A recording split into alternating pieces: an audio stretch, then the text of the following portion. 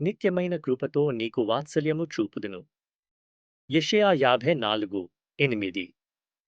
దేవుడు మనందరికీ తన శాశ్వతమైన దయను, అపారమైన కరుణను, మమత్వాన్ని వాగ్దానం చేస్తున్నాడు. ఆయన మా బాధల్లో మా పక్షాన ఎప్పటికీ నిలబడతాడు. ఈ అమూల్యమైన దయ, ఈ శాశ్వత కరుణ మనకు యేసు క్రీస్తు ద్వారా వస్తుంది.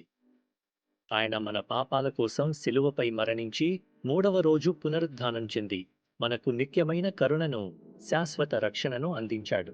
ఈ రోజు మీ పాపాలను గుర్తు చేసుకుని, హృదయపూర్వకంగా పశ్చాత్తాపపడండి.